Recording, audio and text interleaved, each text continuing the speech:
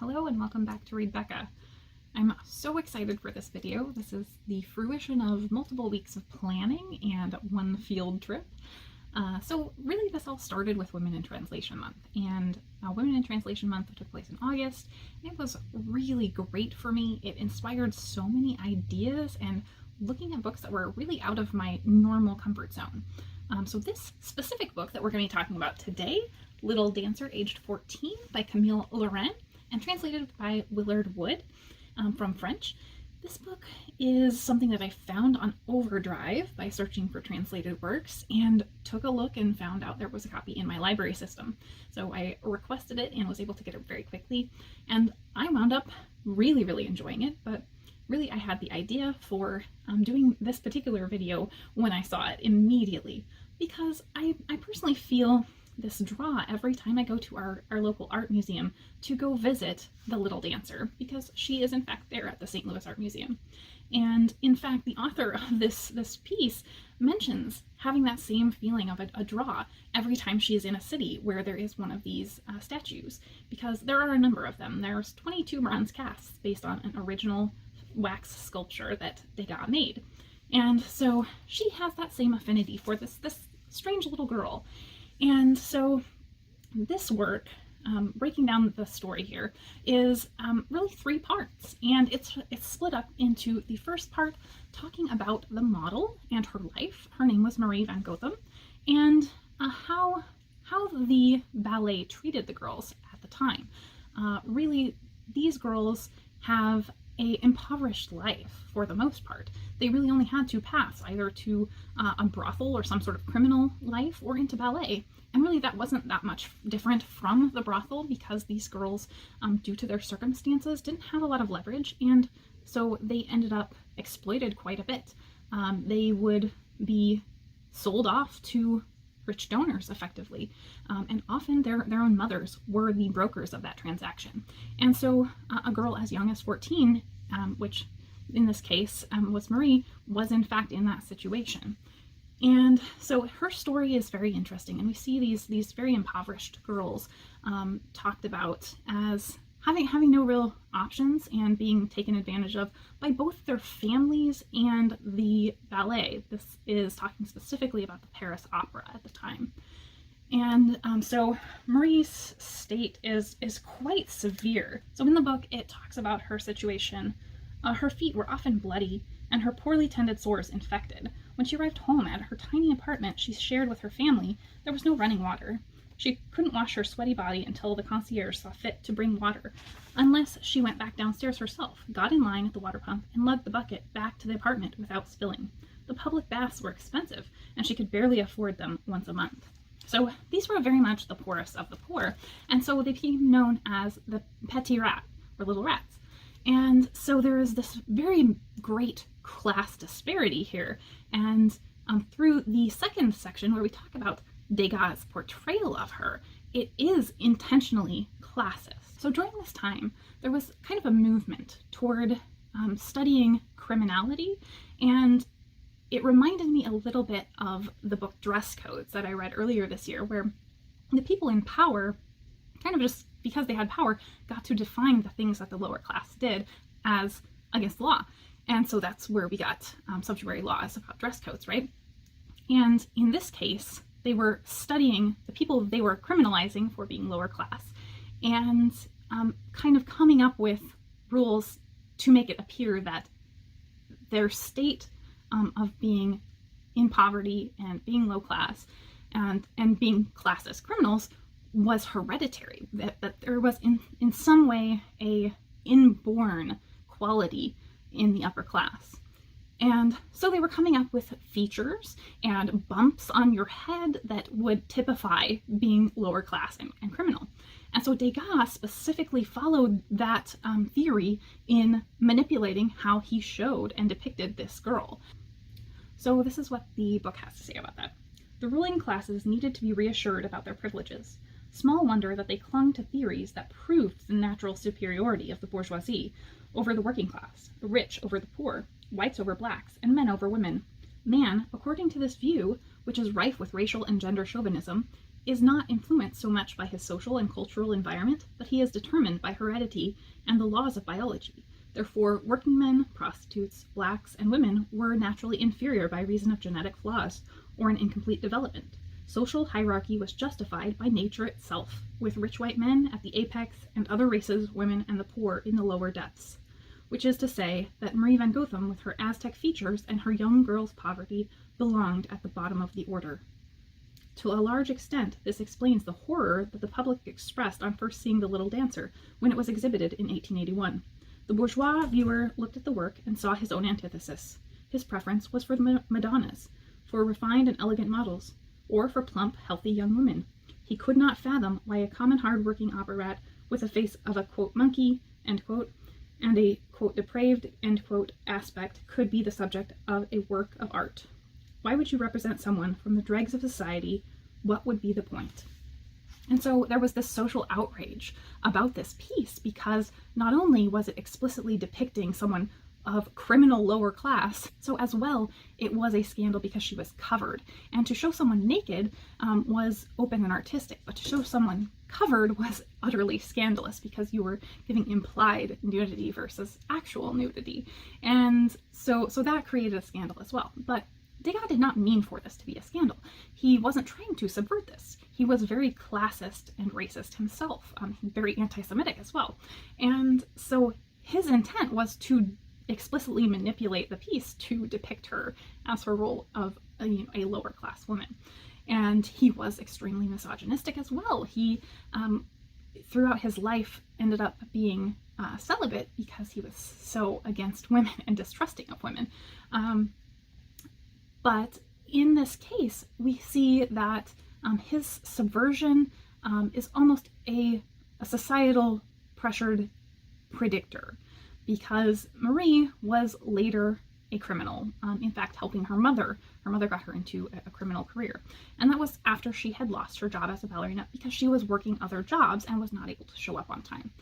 So she was pressured into this role because she was in the lower class.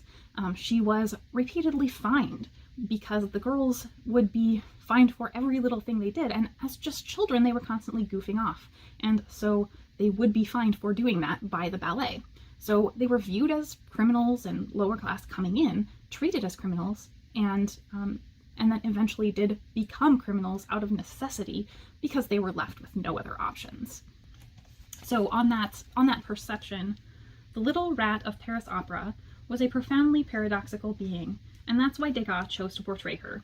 She lived 3/4 of the time in an artificial world where dance and lyric song expressed great tragedies against the backdrop of magnificent scenery, which was lifted on and off the stage by complicated and costly machinery.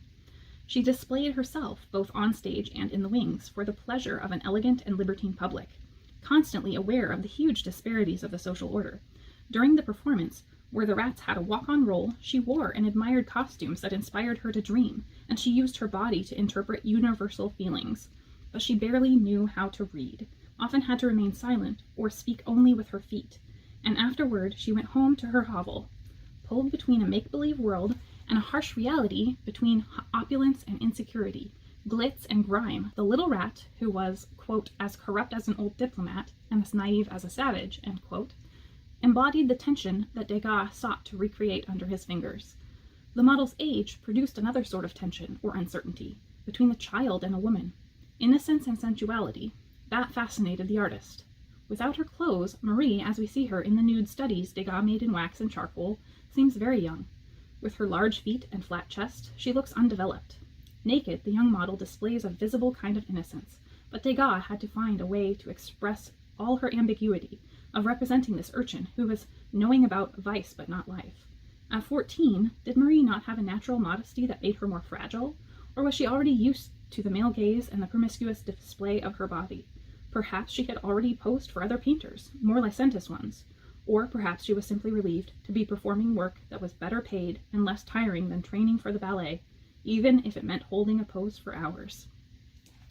So I love this book so much. Those are the first 2 parts. I think the final part is really just the author's kind of personal drive and connection to this piece and why she wanted to make it. what she really uncovered as new information about Marie, in fact. So things that had to do with Marie's family and why people hadn't cared so much about her specific identity before as much as this author had.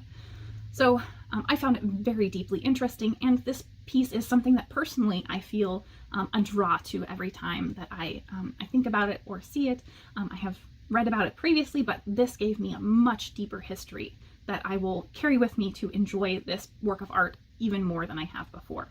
So from there, let's go on to our field trip. I'm very excited to share this with you.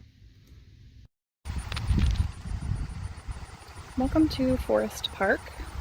So this is a park that kind of sits in the middle of the city, and it was built in the early 1900s for the World's Fair. So we have a lot of great stuff here.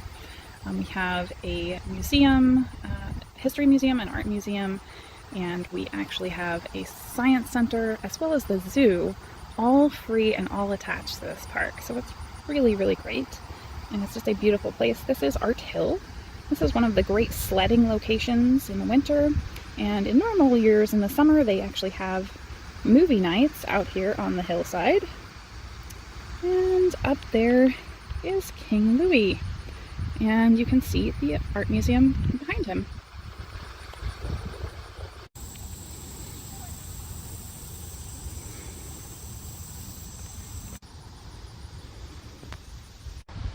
Alright, so here we are at King Louis, and we are in front of the art museum. I'm going to put my mask on shortly and go in. There aren't any real serious rules about filming or taking photos inside, so I'm fine to do that. And there also aren't any rules about talking or being quiet or any of that. So I am going to, though, try to be respectful of others, so I won't talk too much, and I'm going to try and avoid getting other people's faces. So I will just quickly run you through some of my favorites, and then we will go visit the little dancer.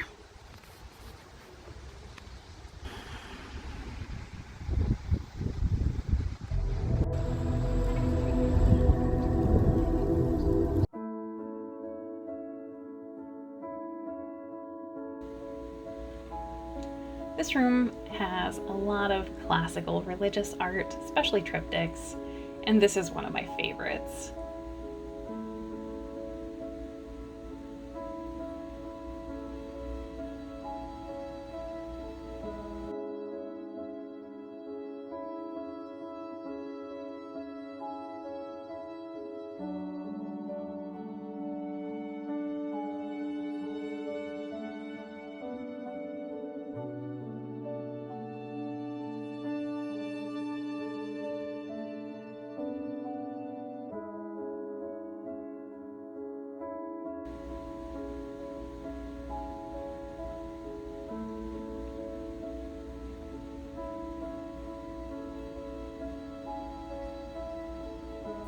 Some of my favorite South Asian statues, but we're gonna skip that section today.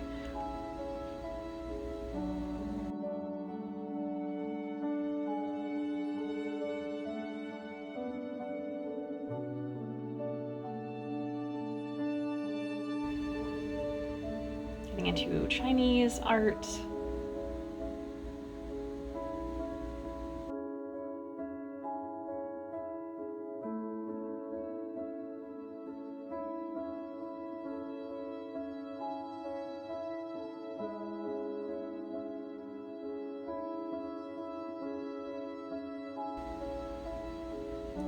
Chinese pottery.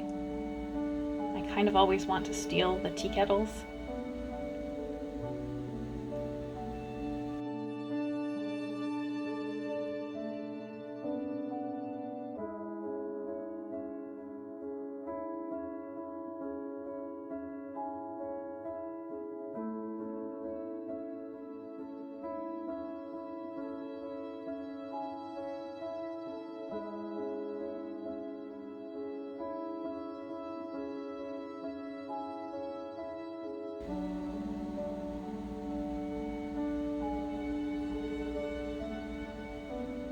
Chinese bronze work.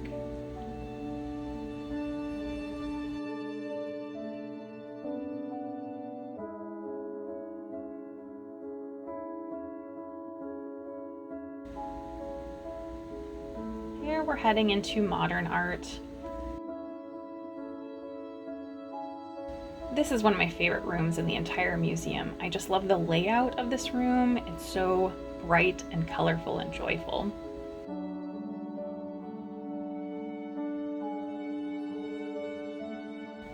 This piece was inspired by the Berlin Wall.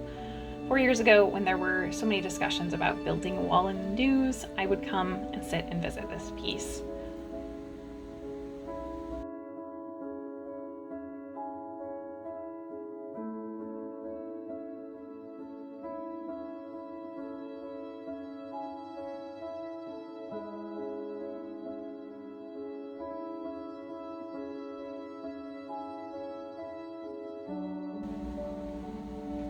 This artist, Kehinde Wiley, is best known for Obama's presidential portrait.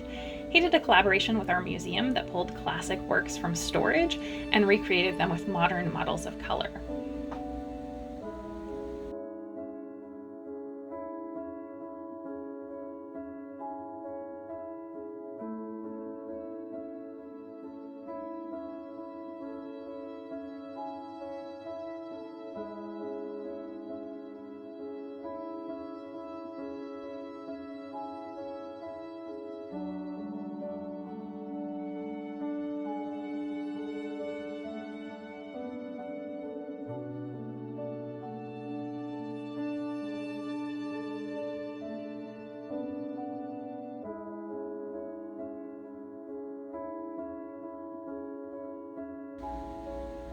Here we're getting back to Romanticism and Impressionism.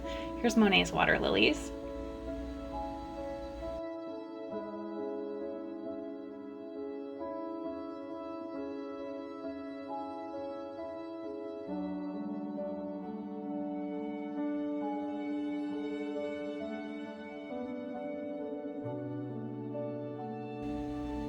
And finally, we have Degas' Little Dancer. So she was originally made in wax and then cast in bronze after his death. The tutu and the fabric bow are real.